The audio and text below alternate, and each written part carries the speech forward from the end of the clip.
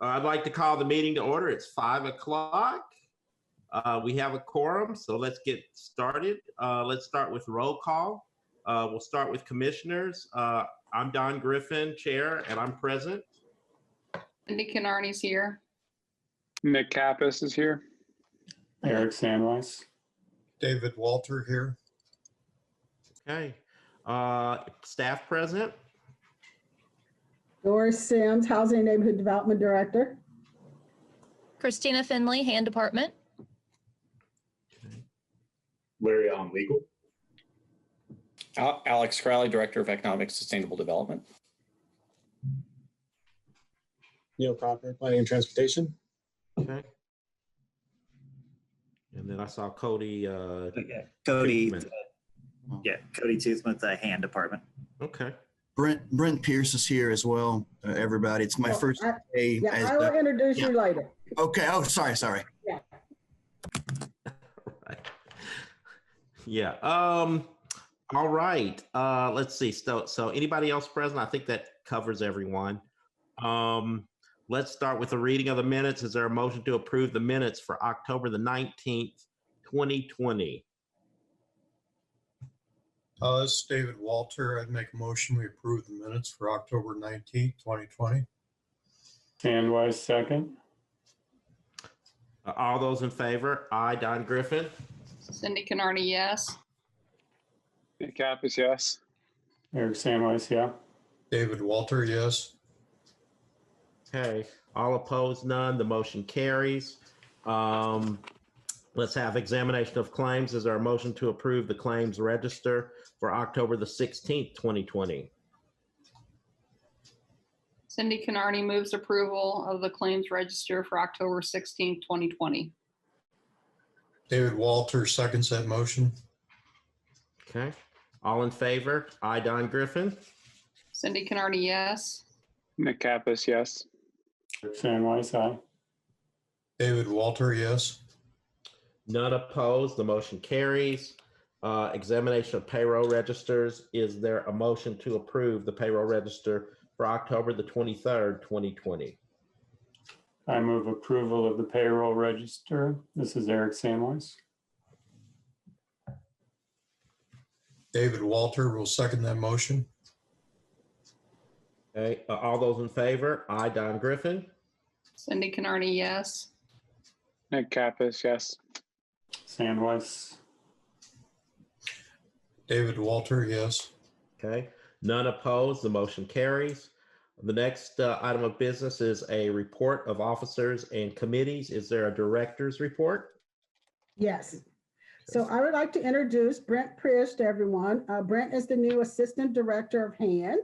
So I'll let Brent tell you a little bit about himself. So now you're on, Brent. Well, thank you. Hello to everybody. First day on the job today. Plenty of HR and IT material and things to start to absorb. My background, so most previously I was a public defender in Marion County. And before that, I was an administrator for economic development and real estate for the city of Indianapolis. So having moved out of the county, could no longer keep my position with the public defender's office. So I started to look around and saw this opportunity and fortunate to be here. So thanks for your time. Thank So you. yeah, Brent will be filling in for me while I am still on leave. Okay. That's all. That's all of my report. Thank you, Donald. Okay. Anyone else with any reports? Do we have a legal report? I think we do. Do you want to? Well, let's hear from Larry. I'm sorry. Well, do you have a question first, Mr. President? I do not. Okay. Just one minor update for the legal report is we had been, and Alex can kind of fill in on this. We had presented a potential purchase agreement for a piece of property or the hospital site. We have come to terms on that agreement, and we'll be bringing that to you at the next meeting. That happened just today. So that's my brief legal report. If there are any other questions, that I'm happy to answer. Okay. Anybody have any questions? I guess that's kind of a biggie, man. Isn't it? It's a biggie, and we'll be talking about it. I'll be circulating it to you all so you can see all the details. Okay. All right. So we'll wait on that. That's going to take a while. Okay. What else? Do we have a treasurer's report? Do not. I'm going to defer, and we have Reedy here to do the annual report, so I will pass so that we can get on to them. Okay. Thank you. Thank you. I like that background. You've got all those blue people. I guess blue lives do matter. Sorry. Is there a CTP update report? Yeah, hi. So Alex Crowley, Economic Sustainable Development. This is actually more general. So as everybody knows, there's been a pretty substantial hospital site master planning effort going on for the past 6+ months. It's getting close to wrapping up. And this is really, number one, to give you a heads up that at the next meeting, which will be the 16th, you will have a full presentation by Skidmore, Owings, and Merrill. They are the master planning primary partner that we've been working with. And so you should expect that. Following that, there will be a city council presentation on the 18th, so that you know. And then there'll be a short input session or input period after the council meeting with the master plan wrapping up by the end of the year. So that's really broadly the time frame that on this planning process, and you will have a full-on presentation on the 16th in 2 weeks. Okay. Any questions, folks, for any of the folks that gave us no questions at all? Okay. Let's go on to new business. The next item of business is the annual report by Reedy. All right, good evening, everyone. Matt Frischie from Reedy Financial Group here. I'm going to go ahead and share my screen. I do have a PowerPoint that we have put together to go over this reporting requirement. Does everyone see that right now? City of Bloomington TIF Impact Update. It's there. Get a nod. Yep. Okay. Awesome. Thank you. So I'm just going to start out with some general knowledge for those that may be on the call. We have invited all overlapping units that are impacted by your guys' TIF allocation areas to this meeting. They may be in attendance, I'm not positive, but just to cover some general information so that everyone can be on the same page as far as the content that we'll be discussing during this presentation. Helpful if I had it on the page. Okay, so within Redevelopment Commission, 3 main points that we're going to touch base on. Within an RDC, there is an economic development area, which is an area with a plan to increase employment opportunities, attract new business, or retain or expand businesses. And this can be coterminous with an allocation area, or typically it's a larger area. And then from inside that economic development area, you have your allocation area, which is the next bullet point, which is a sub area within the economic development area. And this area actually designates which parcels will be subject to TIF, or tax increment financing, which is the next bullet point. And TIF is a tool that captures new assessed value and property taxes from new development in that designated allocation area. So new assessed value is also referred to as incremental assessed value. And we'll get to a graph here in a couple slides that kind of outlines the nuts and bolts of how exactly it works. But first, why create a TIF district? A whole host of reasons, but here are just a few, just kind of to summarize. Really what you're looking to do when you create a TIF district is you're looking to attract capital investment to that area, as well as new residents to the community. You're looking to promote economic development in an otherwise stagnant area, or just increase redevelopment in a particular area. TIF allows redevelopment to be self-funded through assessed value growth over time. It provides a financing tool for that redevelopment. And then also issuance of debt on TIF revenue is less restrictive and does not require petition or referendum, that whole process. So like I said, there are a whole host of reasons why you create a TIF and an RDC, but these are just kind of some of the bigger points. So as I mentioned, this slide really gets into the nuts and bolts of how exactly tax increment financing works. So as you'll see, when a TIF is established at the onset of it, it's basically all the parcels that we're looking at to increase assessed value or create incremental assessed value.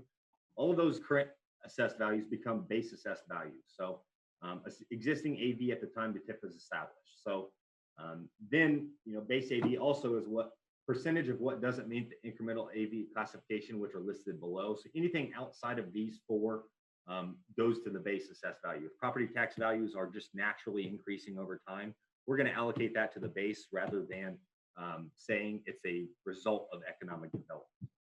So you'll see incremental assessed value is created through new construction, a new abatement roll-off, being subtracted from new destruction, and then just the way the neutralization form works, we're going to add a little bit on new appeals. Most likely it's typically a wash. So as you see, as time progresses here, incremental assessed value, we hope goes up and continues to increase. At the time the TIF expires, which based on when the allocation area was actually established, that will determine how or what statute the Redevelopment Commission or the TIF allocation area, that'll determine what statute and when that clock actually expires on that allocation area. So at the time of that allocation area ending, we'll see all the assessed value then goes back to all the overlapping units and is released to those units. So reporting requirements, there's various different reporting requirements that RDC has to complete over the course of the year. This one is satisfying the bottom one, the one that's in bold. And it's a fairly new requirement. I know we did the meeting last year in person when it wasn't a COVID 2020 world that we're in now. But prior to December 31st, you just have to do an annual presentation inviting all overlapping taxing units to attend. And what you're supposed to go through in that meeting is the RDC's budget, long-term plans for those allocation areas, and then the TIF impact on each of the taxing units that are affected by the allocation area. So just a quick overview of Bloomington's RDC. There are two main allocation areas, the Bloomington Consolidated Allocation Area and the North Kinzer Pike Allocation Area. The Bloomington Consolidated Allocation Area has been expanded and as the name alludes to, it has been consolidated over the years. There are various different components within there. You can see the start dates of those allocation areas and then the various expiration dates. Those expiration dates will differ, and the reason why there is such a wide range is just like I said, based on when those declaratory resolutions were originally adopted on those expansions and those allocation areas. And the bottom point here is just kind of a caveat. We are not legal counsel, so technically those expirations and final pay years aren't subject to those legal interpretations. This is just as we have been advised from legal counsel and how we currently believe these allocation areas will expire. The next slide is really the snapshot, a quick snapshot of the consolidated TIF fund. So as you'll see, 2020, we kind of started out just north of $17 million in the bank, brought in almost 11.5 million projected for this year, and then projected to spend for this year was 21, just south of 21.5 million. Keep in mind, these are projections. These may not have come to fruition yet, but as it stands, as 2020 projections stand, roughly a $10 million spend down of cash that was planned, ending the year of roughly around 7.2.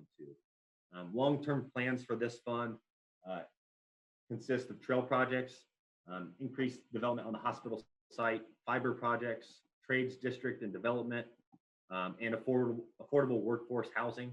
I know Jeff Underwood, as we've seen, is on the line. If you have any questions, any more specific questions with regard to projects, I know he said that he would cover anything. But I'll go ahead and move along. We can kind of leave questions towards the end if that's all right. The next page would be the North Kinzer Pike Fund. A little bit less going on in this fund as of right now. So you'll see revenues around 95,000. And then our main project here is the Cascades Trail, roughly spending around 20 grand in the cash, a little bit up over the 770 that we began with. And then as of right now, the only known long-term plans that we're aware of is in regards to the Cascades Trail. So the next slide, really, when we're talking about TIF impact, the key thing to keep in mind is the level of circuit breaker that your county, your city is in directly correlates to the level of TIF impact overlapping units are going to have, or your TIF is going to have on those overlapping units. So the higher the circuit breaker, the higher the impact is going to be to those overlapping units. The lower, obviously, the lower impact. Monroe County currently ranks 15th out of all 92 counties in the state, so relatively low on the circuit breaker spectrum. So we're going to get into the specific nuts and bolts of this impact. Some things to keep in mind here, kind of the methodology here is basically we say that if today we were to release all of the assessed value that you guys have captured within your guys' tax allocation areas, what would be the effect on property tax collections to all the overlapping units? And we do this with the help of a study we did in 2018 for the AIM Ideas Summit. And that study is actually on our website if you guys want to take a look at it. But basically, we looked at 3 various levels of circuit breaker counties across the state: a high circuit breaker county, a medium circuit breaker county, and a low circuit breaker county. And we dissolved the TIF allocation areas, one community's TIF allocation areas in those counties, and we said what happened to collections. And we did this by tearing apart every single parcel in each one of those counties to recreate tax bills, recreate abstracts, to really get a good quantifiable number of what would happen if we were to dissolve these allocation areas. From there, obviously, that study took just 3 counties, did over 150 hours that it took us to do that study. So we were able to condense and kind of apply that knowledge that we had to that study to create this. And basically, it's a conservative estimate of what would happen if we were to release all of that assessed value. So as you'll see in the gray here, that is the total impact as it relates to your guys' tax allocation area. So a total, if you total that up at the bottom, 2.467524 is the total impact to all the overlapping units. Now, basically, that's saying that if we were to release all that assessed value, that is how much money would be split amongst those overlapping units. And they would be split at the percent of the total impact. And we have that next to that total dollar amount to the right. So Bloomington, obviously Bloomington Redevelopment Commission, they work hand in glove. That's going to be the unit that's most impacted by these allocation areas. They take up roughly 56% of the total impact. So of that roughly 2.5 million, 56% of it would go to Bloomington, generating 1.38 roughly. Out to the right in the salmon, we like to include the 2020 budgets for each one of those units to really show how much of an impact as a percent of that budget it is. As you can see, doesn't even get to 2% in Bloomington, which is the largest and the most impacted overlapping unit. So how you can think of this now alternatively is if we were to release all the assessed value, all the overlapping units split 2.467.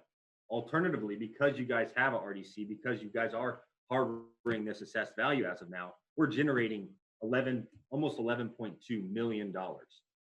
So if you take the difference between those two, this additional revenue that's created because of the RDC as it currently stands is roughly $8.7 million. And then out to the right, you'll see it says TIF margin, really kind of a concept that we coined, basically saying that for every dollar that the RDC collects, we determined that there is a margin of revenue that is created that would never have existed had the allocation area not been established. Now, obviously, this is foregoing the but-for test, if this would have already came, but that's another discussion to go into. But as it currently stands, like I said, your TIF margin is 78 cents, and the next slide spells that out a little bit more. I think I pretty much covered it, though. That TIF margin, that 78 cents, is stated in terms of additional money collected for every dollar collected in the RDC. So that additional revenue would not have been collected if the RDC did not exist. So once again, 11.189840 worth of revenues collected due to the RDC being established. which is the total collections for 2020 that we're projecting. And then the 8.722 is the additional revenue because the RDC is in existence. That's the TIF margin. And then the impact that would be yielded without the RDC is that 2.467. So that is TIF impact in a nutshell. I know it's a pretty, like I said, there's a lot that goes into this, but that is Bloomington's TIF impact. And I know that kind of cutting it off right where the meat of it comes out, but yeah, if you have any questions, like I said, I'd be happy to answer any. And like I said, I know Jeff can kind of field those questions in regards to specific projects and anything that any overlapping units may have, but that's where we're at now. I have the presentation I can send to you all, so you guys have copies of it. And if you guys want to discuss methodology and stuff as well, we can do so separately as well.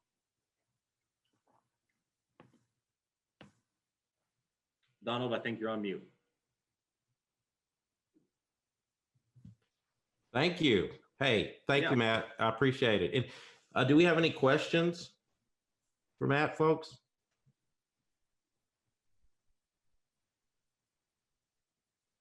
Okay. All right. Thank you for your presentation, sir. Yeah, of course. Like I said, if anyone has anything, Jeff's got my information. You guys can reach out. But you guys have a great rest of your meeting. All right. Thanks, Matt. See you next year. Have a good one, guys. Appreciate it. Yeah. Bye. All right. Our next item a bit. Just real quick, Don, just before we move on, I just want to make a point that as part of this annual presentation process, there is also in the same section of statute, any of these taxing districts can invite an RDC member to come and present to one of their public meetings. If any of you have one of them that contacts you to come to one of your public meetings, feel free just to let us know. We'll also attend with you with Jeff along there so we can provide as much information to that taxing unit also as possible. They received a custom invitation, so every taxing unit you saw indicated on the impact there in the presentation received an invitation so that they know that they can reach out and require an RDC member to attend. Just FYI. Okay. Okay. Thank you. Let's go on to our resolutions. The first resolution we have is Resolution 20-79. This is the approval of the design contract for First Street Reconstruction Project. Who wants to speak in regards to this? Good evening. This is Neil Copper. I'm the interim transportation and traffic engineer with the Planning and Transportation Department. I know that it's been a while since I presented to the RDC because this is actually my first virtual. So the First Street Reconstruction Project, this is in coordination with the hospital redevelopment. The primary focus of the project is reconstructing first between Fairview and College, but during our initial assessment, we know that that reconstruction may stretch further west, potentially as far as Walker Street. Beyond the roadway itself needing work, including replacing a traffic signal, addressing old pavement, addressing a lack of sidewalks in some areas. A big piece of this project is actually what's underground with utility repairs and upgrades that are necessary to serve the future development of the hospital site itself. So we know that some of the stormwater, sanitary sewer, water, some of those things aren't adequate today to serve what we, with the hospital plan you're looking at in the future. So this reconstruction project is supported by about $2.9 million of federal funding for construction. And then the TIF funding for this would pay for the design, which is the contract that's currently before the commission. Any right-of-way acquisition that's necessary, we don't think there would be much because the city would actually own most of the adjacent property already. Construction inspection, and then also the 20% required local construction match for that federal funding that I mentioned. We are looking at construction in 2023, and we think that timeline works well with the proposed demolition timeline for the current hospital site, but we are, of course, coordinating closely with that effort, and I'd be happy to answer any questions that anyone has. Quick question for you. Does the scope of this project, does it cover all outcomes? Because obviously the the hospital redevelopment plan hasn't been finalized. So would the scope of this project cover any outcome of that plan? Yeah, we believe it does. Since the primary work here is along First Street itself, and through coordinating with the hospital team, there's no current proposals to make dramatic changes to like the location of First Street or anything like that. The biggest changes we're expecting is planning for future intersections for the north-south streets. There are options to look at adding more of a street grid in the area. So we'll be coordinating closely for where those intersections would be and making sure we'll work for that. But yes, we do think it will account for any of the options on the table. Thank you. Neil, similar question to Cindy. I just want to get on the public record and also for my own understanding better, why this needs to proceed now before we actually know what the hospital site design is, and why it wouldn't be prudent to wait until we understand what the circulation requirements are, and who knows what other variables might be introduced that could affect the work that we would be otherwise approving tonight. Yeah, so I guess the primary reason, to be honest, is that we have to start the project this early in order to utilize that $2.9 million in federal funding. So federal funded projects have very strict timeline requirements and processes you have to follow. We have to do an environmental process and public outreach. Just the design effort alone takes quite an amount of time. So already we're kind of at a point where our design consultant says, yes, this is feasible. We can do it on this timeline. But it's a fairly fast project, given the scale of it. So if we tried to wait until some of these details were more fleshed out, we don't think we would have time to actually utilize that federal funding, and we don't want to use it. We have been coordinating, with the hospital redevelopment effort, and we do think that we'll have the information we need before we reach, cross any point where we've, gone down a design road and then something different would happen. We don't think we're in any concerns about that. The first efforts from our designers are going to be going out and getting a topographic survey and starting the environmental process and things that don't nail us down into a box before we want to be. Thank you. Neil, so we approve this now, and there's $720,000, 721. So what is that money doing until 2023? Is it going to be used throughout this time until 2023, or is it part of that planning process? I mean, like, when 2023 comes, then it's used.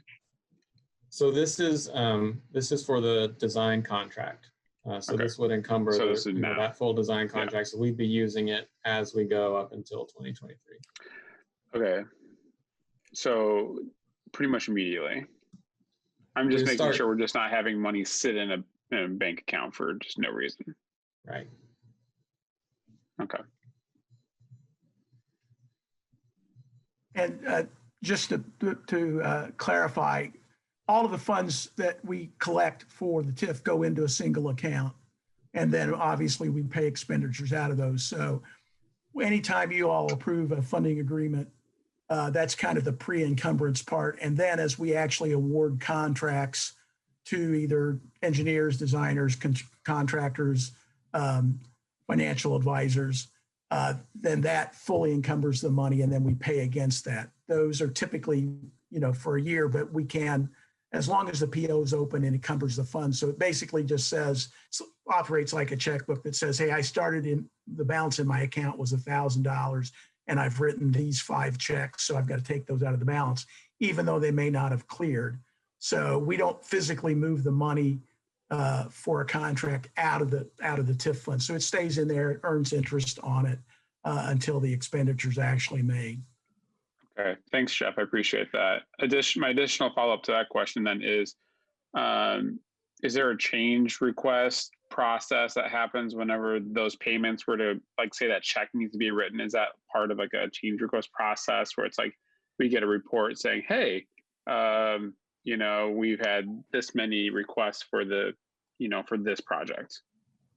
Yeah, every time we do a project review form, that's kind of the pre-check. That's where we come to you all and say, hey, look, we think this is a good project. We think these are the phases. Here are the dollar amounts, the total contract amount.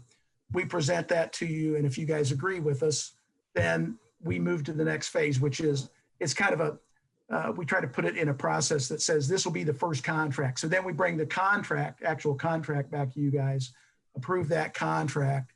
We spend against that contract, but you see that in the claims process. So essentially you all get 3 swipes at it: is a project approval, a contract approval, and a claims approval.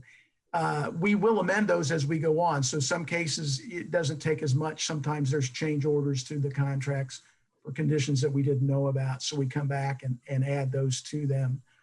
You'll see one tonight that'll be a good example of that on the garages, where the length of the contract or the time period got extended. So we need additional oversight services. So we're going to amend that contract and add it to that. Okay. Thanks, Jeff. Any other questions from redevelopment commissioners before I ask the public if they've got any questions? Okay. Hey, what was, I do have a question. What's the total amount that we're thinking? Was that the almost 8,000 or $8 million figure for the total amount of the project? I think it's a little tricky because there's the larger hospital project, and then there's kind of this piece of it. So it's broken out on sheet 80 of the packet, looks like. So the total construction amount for this project is estimated at $4.9 million. Of that, 2.9 is federal funding. Okay. And then there's the design for 720,000, right-of-way acquisition, construction inspection. I'm sorry, 4.9 is not the total construction. 4.9 is the total project as a whole. And the construction is about 3.6 million, with 2.9 of that being federally funded. Okay. Yeah, so in this case, here's a great example. Is we came to you with a project review form for when we were thinking about acquiring a hospital site, and we set an overall budget of $10 million. $6.5 million of that was the acquisition cost for the hospital site itself. The other $3.5 million is for these kinds of projects that will come to you on occasion. Also, in federal projects, we would pay those amounts out, and then we get reimbursed from either through the state or through the feds, and that goes back in to replenish the TIF account. So it ends up being the net of the two. So as Neil said, 3.9 and or 3.6 and 2.9. So we'll pay out 3.6. We'll get 2.9 back into the fund. Okay. Any questions in regards to resolution 20-79 from the public? You have any questions? Okay, I don't see anything. So anyone want to make a motion? This is David Walter. I just want to make a brief comment. I'm on page 80. I'm looking over the cost and so on. I also see earlier in the packet that there's discussion about connecting First Street with Patterson, which means kind of punching through an area where I believe we have drainage waterway there. And that should be interesting. I mean, I think that's a connection that has been needed for a long time. Once that goes in, then that will probably improve east-west traffic along that section of town. So with that in mind, then I'd like to make a motion that we accept this resolution.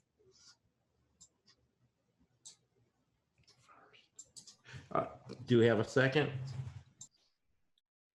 Cindy Canardi seconds. Okay. All those in favor? Aye, Don Griffin. Cindy Canardi, yes. Nick Kappas, yes. Eric Sandwise, yes. David Walter, yes. All right. No opposed, so the motion does carry. The next item of business is Resolution 20-80, approval of the project review and approval form for traffic signal replacement at 3rd Street and Indiana Avenue.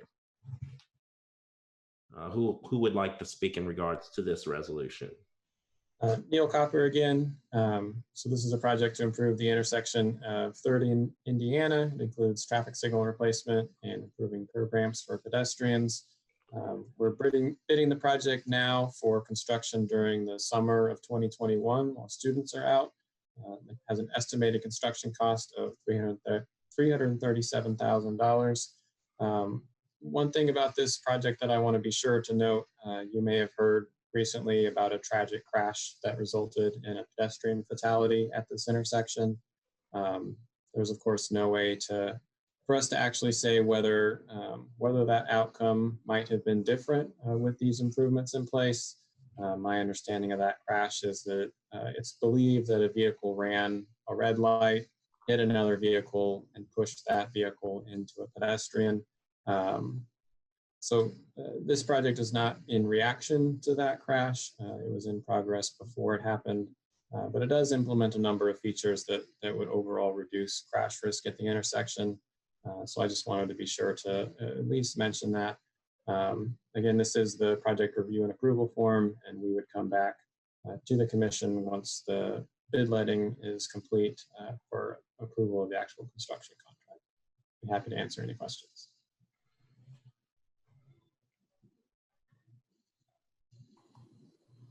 I would like to understand better precisely what's wrong with the current system and what will be improved with the replacement. Yeah, so a few things. One, the entire traffic signal would get replaced. The current equipment is, I would say, beyond its useful lifespan. It doesn't have a number of the features that we would prefer it to have. Some of the upgrades would include accessible pedestrian features, accessible push buttons and countdown timers for pedestrians, backplates on the traffic signal heads that make them more visible for approaching traffic, the appropriate number of signal heads per lane. The traffic controller is outdated and we can't actually program it to do some of the things that we would like it to do. And then in terms of geometry of the intersection, updating the curb ramps so that they meet our accessibility requirements. In the northeast corner, we'll be reducing the intersection radius a little bit so that turning vehicles are hopefully making that turn a little bit slower. And also in the northwest corner at the gas station there, the gas station owners have agreed to allow us to close one of their driveways to, again, improve the pedestrian facilities there. Right now at the corner, there's basically a little tiny island for a pedestrian to stand on with no curbs and driveways on either side of them. So we think that would be a great improvement. Which, just out of curiosity, which of the two driveways will be closed off? The southern of the two driveways on Indiana. One facing 3rd Street? No, on Indiana, they actually have two separate driveway entrances, and the southern one would be closed. So you could still enter and exit from either street. Okay. Great. Thank you. And just one quick follow-up. Obviously, it doesn't pertain to the time span that's needed to get this work moved forward. Any long-term thoughts about just reforming that really gnarly intersection and creating two-way traffic ways on either Atwater or 3rd Street? Yeah, so the city's transportation plan does, it calls for a study of converting those streets to two-way. It doesn't say do it or don't do it, but it recommends studying it. So that would be the first step. If that were to occur in the near future, would the work that we're doing right now be obsolete, or are we doing something that will make that more? I mean, will this be compatible with that thought process? Yeah, I think it would be compatible. I don't think, if there's a change to two-way traffic on those streets, it's not going to be within the next few years. So we don't think we can, keep waiting on things like this. If it did change to two-way traffic, there'd be a whole nother signal pole we need to put up so that we can give indications for the opposite direction. But we have done a few things, basically including handholds in the different corners to make it easier for that kind of retrofit. So if there is a change in the future, it's not running all new conduits and tearing things back up. It's going into that one corner and installing something. So I think the majority of equipment here would actually stay and still be functional, but there would just be things that we'd have to add if there was a two-way conversion.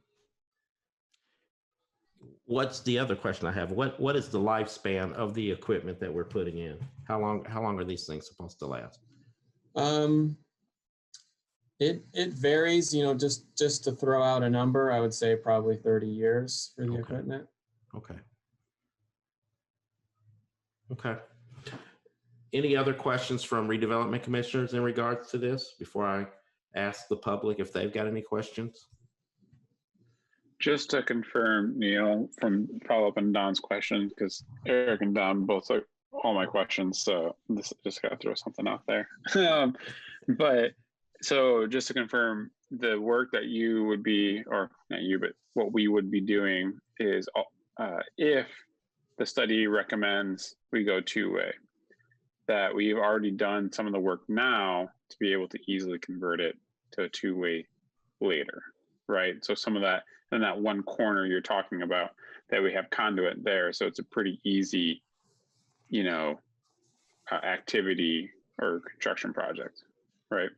Yeah, I mean, I'm hesitant to say that too firmly because there's so many unknowns on a two-way conversion. Is it literally just taking the street with its current width and changing it to two-way traffic, in which case yes, or is it a much larger full corridor reconstruction where, is there widening involved to include protected bicycle lanes, for example? Are there some of those bigger scale changes, in which case we're talking about orders of magnitude of cost, much greater than this project. Right. So there's definitely some unknowns in there, but we have built in some flexibility for ourselves. Well, it's just because, this is half of the prior, resolution in terms of like what is being asked, but it's still $337,000. So I just don't want it to continually just give $337,000 if things are just going to continually change. You know what I mean? So that's why I'm asking these preemptive questions. Yeah, and I think they're great questions, and I do think that all maybe not 100%, but the vast majority of the things we would actually be changing and installing here are things that would be staying in the future. It's like I was saying, kind of those southern corners where you might see a change, whereas there's only on this intersection, because it's two one-ways, we're only installing one signal pole, and it's up there in the northwest corner. So again, I can't really predict exactly what would happen, but we don't think this is something that will get torn out in the near future. Yeah. Okay. Thanks. All right. Does anyone from the public have any questions in regards to a resolution 20-80? I guess not. No, we don't have any questions from the public. So without further ado, do we have a motion? Eric Sandweiss moves approval of resolution 20-80. McAppa, second. All those in favor? Aye. Don Griffin. Cindy Canardi, yes. McAppa, yes. Eric Sandweiss, yes. David Walter, yes. All those opposed? None. So the motion does carry. Let's go on to resolution 20-81. Approval of the project review and approval form for the traffic signal upgrade on Walnut at 11th and 14th Street. Hello again. Hello again, Neil Copper again. So this is a project to install 2 new traffic signals. It's intended to improve access in the corridor for both vehicles and pedestrians, but it is also specifically geared to improve safety based on both observations and crash data in the area. We are still finalizing design for the project. We hope to bid it out this winter, again for construction in 2021. I'll go ahead and note that similar to some of the questions from the last project, College and Walnut are also recommended to be studied for potential 2-way conversion. And again, on this project, we had our consultants specifically look during their design because it's unlikely that the curb lines on these streets would change. We had them specifically look, what would it take if something did convert to 2-way? Can we set things up so that it could work with that if that happens in the future without spending a lot of money on something we don't know what's going to happen? Can we set it up? And so they did that on this so that it would be feasible if there's a conversion to make that happen. And again, this is the project review and approval. We would come back after bid letting for actual contract award, and I'd be happy to answer any questions.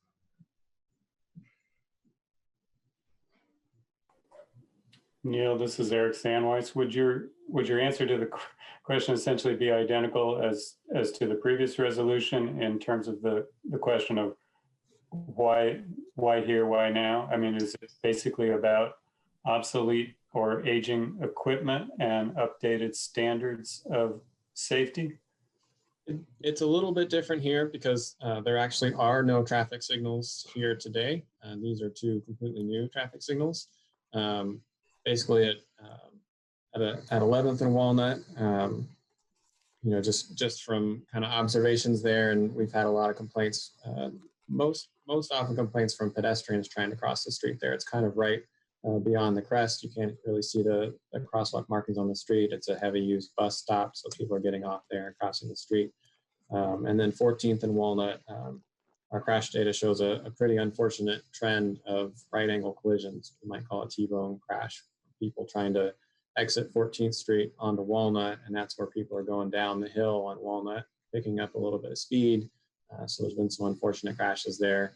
Also, if you look at the corridor as a whole, you know, there's a steady kind of stream of traffic signals as you march north, and then after you cross 10th Street, there's not a single traffic signal until 17th. So one thing that means for us is instead of being able to control the speed at which people are driving through that signal progression, they basically just got this wide open area. So we're seeing much higher speeds there, which you think are contributing to the crashes that are happening. So with the installation of these 2 corners, you would be synchronizing with the flow that's already synchronized from the south as it heads north?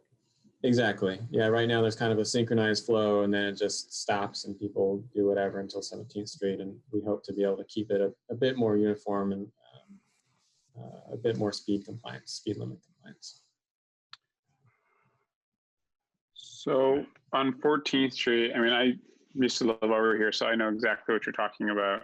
And so, yeah, I mean, you get a lot of high rate of speed coming down that hill, even if there's a stoplight at 11th. But I remember a lot of students, because they live there, going to the CVS. So it's more, in my mind, I thought it would be more pedestrian. So what's the difference between what you're asking here for like a stoplight for cars and a pedestrian stop? Like what was the thought process in not going pedestrian instead of car for 14th and Walnut? It would depend a little on what kind of treatment you're thinking of for pedestrians. You know, the signal will also, I mean, it is also intended to benefit pedestrians. I think trying to cross Walnut on foot, as you've noted, can be difficult there. The project will include pedestrian push buttons and signal heads and countdown timers and all those things. You know, there are some kind of lower profile pedestrian improvements that are, you know, just flashing beacons that don't have kind of the same authority as a traffic signal. That we've generally heard from people that on a busy street like this, you know, they don't feel comfortable. They don't feel like it's enough. They actually want, you know, they want a red light. They want something that will actually stop cars and say, this is your time to cross, and nobody will be coming. So it is intended for both. Okay. Just because, you know, where the new B line is that crosses over into the new Switchyard Park, you know, it stops Walnut both ends, like with a pedestrian stop. So that's why I'm asking, with a one-way versus a two-way, we're able to stop with that pedestrian stop there. Just looking at a cost perspective, it'd probably be less. That's why I'm asking.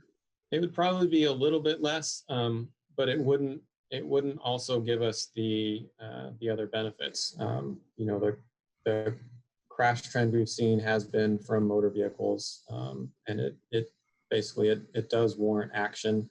The pedestrian hybrid beacon that you mentioned at for Switchyard Park is also, it's not recommended for use at intersections with a relatively busy side street, because it can cause some confusion for the motor vehicles that are on that side street. They're not sure why cars are stopping and when their chance to go is. Yeah. That makes sense. All right, thanks. This is David Walter. I want to just chime in here that I agree with Neil's analysis there. This is a route that I drove probably a good 20 years, turning left on Walnut from 11th Street and then down to 14th. Usually, although the city police will probably cry that they're going to lose a major source of income for speeders once these lights go in, but always going downhill a high rate of speed and no traffic lights to kind of slow that up. Plus, we've got to consider that what is that development? Brownstone to the east has been approved to be demolished and new housing to go in there. So I can see where there'll be more pedestrian traffic wanting to use that crossing at 14th Street to go over to CVS and other businesses along in there. So I think this is a very good idea and something that's been needed for some time. Okay. Any questions from the public in regards to resolution 20-81? None. So if anyone wants to provide a motion, they can. This is David Walter. I'd like to make a motion to accept resolution 20-81.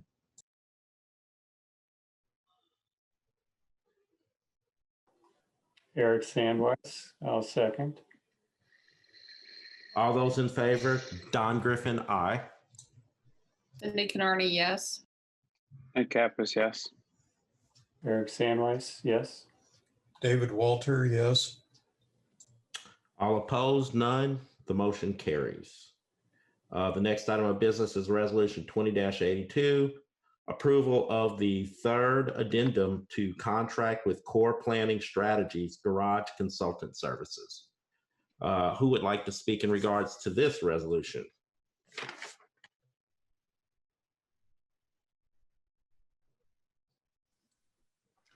I will jump in and Larry can fill in the details. As I noted earlier, we have extended, due to a number of circumstances, the completion of the garages themselves, as well as, in addition, adding additional testing for those. So this is what we would expect to be the final amendment to the core contract, and as well as they have the commissioning process, they have the Park Smart, and they also have oversight of the garages. So there are boots on the ground, so to speak. So they act as the owner's rep in all of these functions, and they have done a tremendous job for us in keeping these on track, keeping them on budget, and keeping the schedule. So we appreciate all the work that they've done, and we believe this is an equitable amendment to that contract. I'd also note Josh Sism's on the call. I don't know if he wants to say a few words for Core. I don't want to put him on the spot, but he's welcome to speak. Yeah, well, I appreciate that, Larry.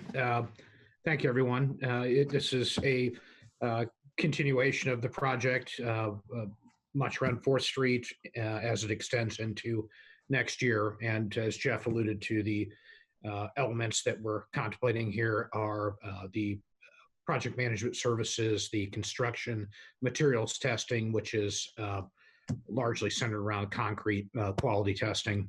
These are very big concrete structures, as well as the commissioning of the garages, that is making sure that all the systems are operable, that warranties are in place, and just a pretty typical activity when you activate an asset such as these. I'm happy to answer any questions should you have them.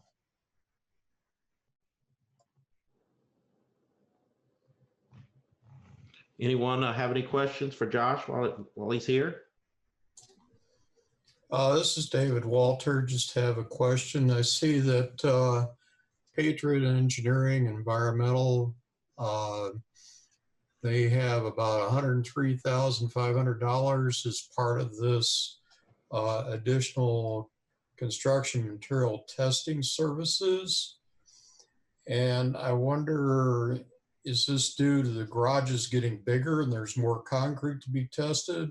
Or if the garages are the same size, they seem to be pouring concrete more often in smaller quantities, requiring testing of each batch. Can you explain a little bit more about how this came about? Yes, absolutely. So to sort of answer those in somewhat the series that you asked them, the two garages they differ in quantity of concrete. So the materials testing for each is a different sum, but it is absolutely rooted in batch testings. There are a variety of different means to test concrete when it's delivered, when it's poured. It's captured and contained and then tested in laboratory settings to make sure that it meets the quality and tension requirements we call break tests. So trades is a little bit, which is what we're looking at here with Patriot.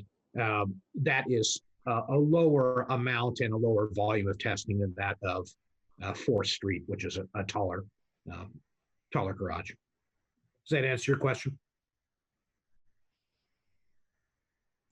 Well, again, it's the garages didn't get any bigger, so they still had the same amount of concrete in them. And I understand the testing process of not only site testing when it's poured, but also taking cylinders and then testing those in the lab a certain period of time after they've been cast. So then the question is, when they initially gave you a price for testing, was it open-ended that they would just test the batches as they became available? Or was it on a set quantity and we've exceeded that quantity and now this is additional? I see. I can answer that question very easily. So this is the total amount for testing of trades. We were putting this together when COVID hit, and I was working with Larry and Jeff to get that into the addendum. We were able to get the 4th Street into the prior addendum, but not the testing for trades. So this isn't an expansion of cost for trades testing. This is the base cost. Okay, I see. Thank you. You're welcome. Any other questions? All right, I'm gonna ask the public if they have any questions in regards to resolution 20-82. I don't see anything, so do we have a motion?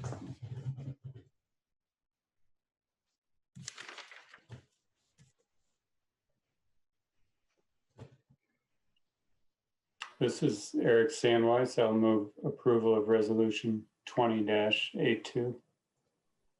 Nick Kappa, second.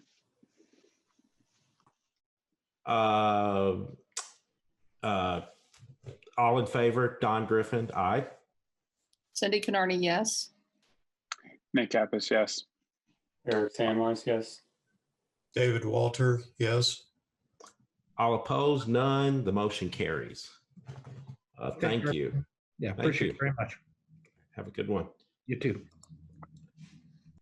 The last item of business is Resolution 20-83, approval to increase funding under the Emergency Home Repair Grant. Is there anyone that needs to talk in regards to this resolution?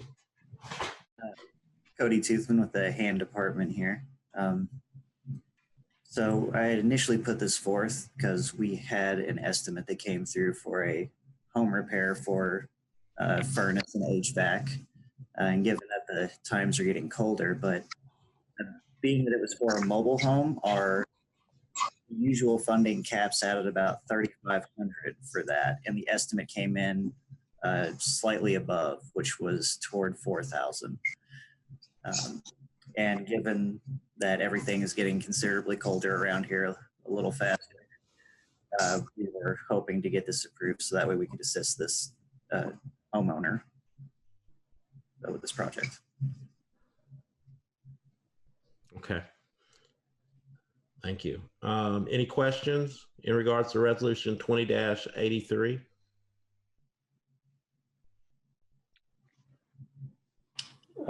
Only just the question, can we assume that whatever bid process is required has been followed? Is the single bid adequate for a small repair of this sort?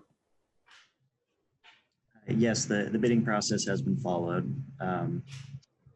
Say and the accepted bid was the one that came in right at around 4,000. But it had been completed very recently. Okay.